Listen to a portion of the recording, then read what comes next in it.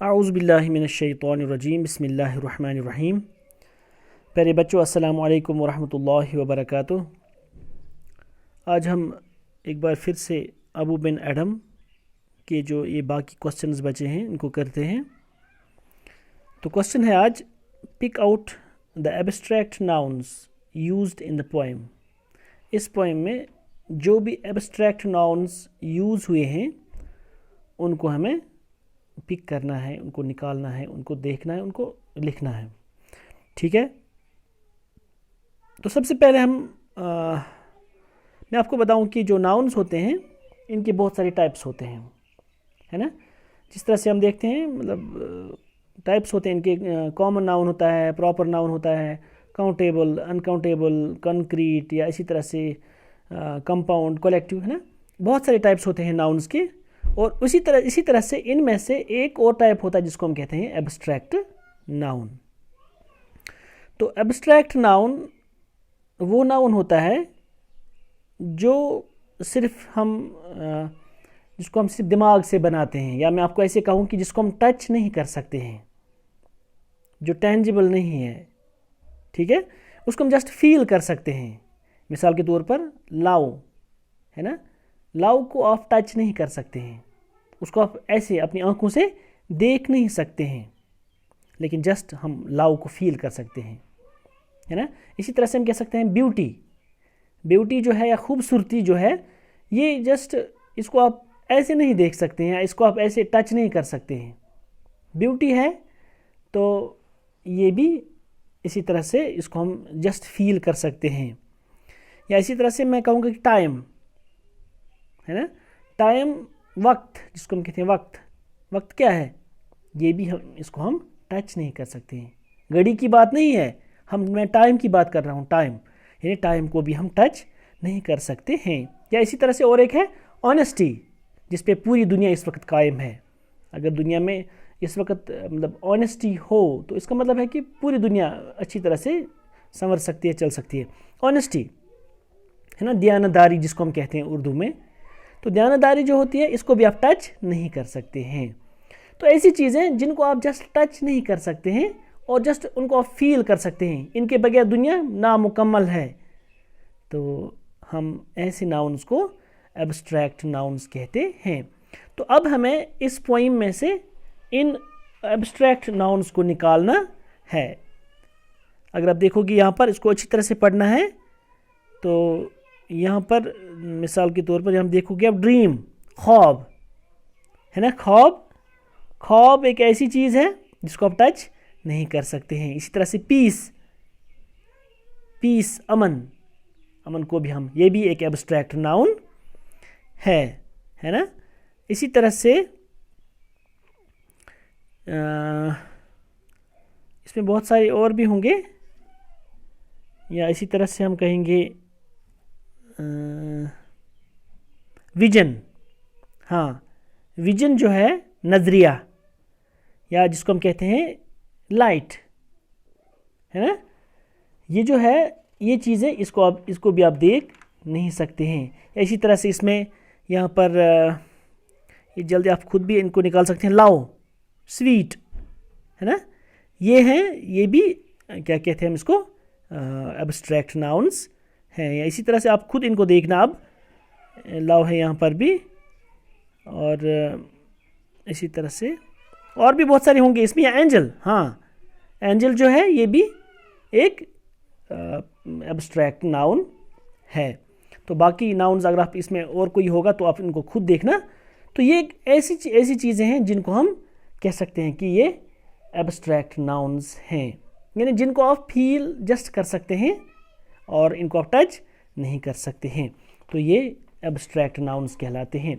तो इसमें से आपको ये निकालने हैं, किसमें से, इस पोएम में से। उसके बाद फिर compound nouns are formed by adding 2 और more words to a word.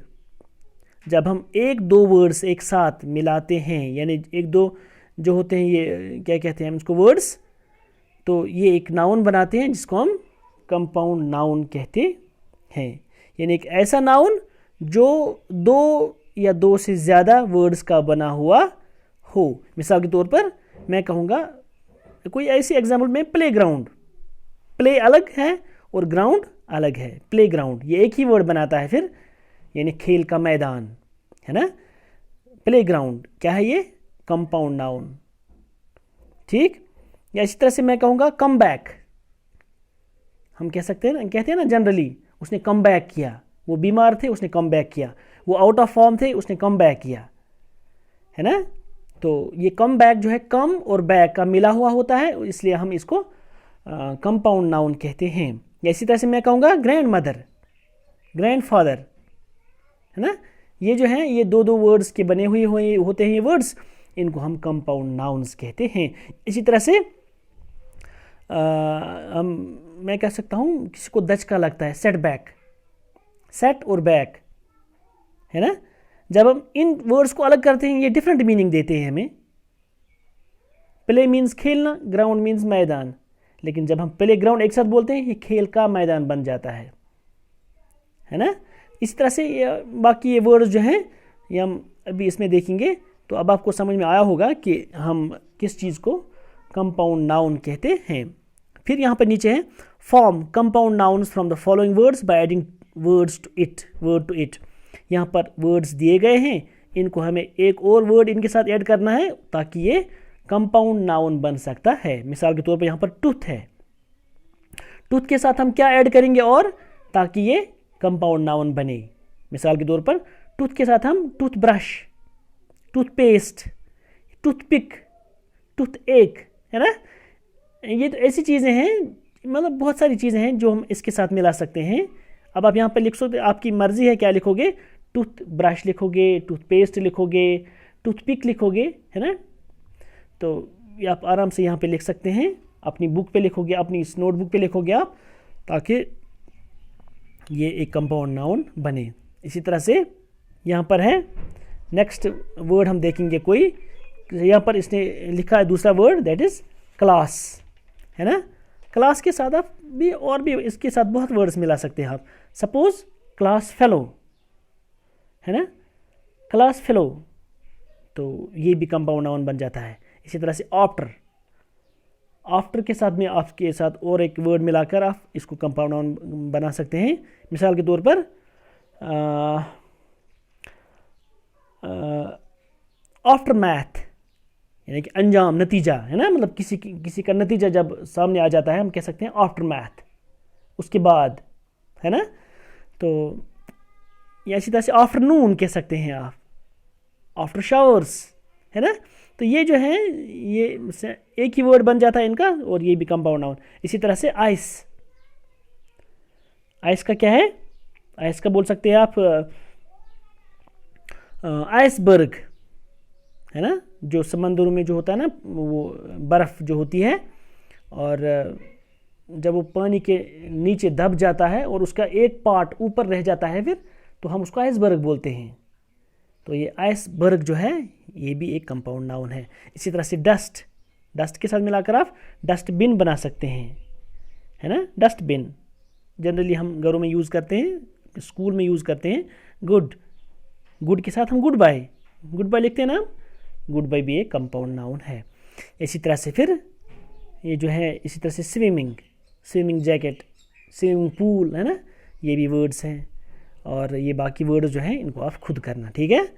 तो इनको आप लिखोगे खुद, इनको आप इनके कंपाउंड नाउन्स आप खुद बनाओगे, और इंशाल्लाह इसी के साथ हम नेक्स्ट चैप्टर स्टार्ट करेंगे। आज हम आपसे इजाज़त चाहते हैं। चलो फिर अल्लाह के हवाले, अल्लाह हाफ़िज़।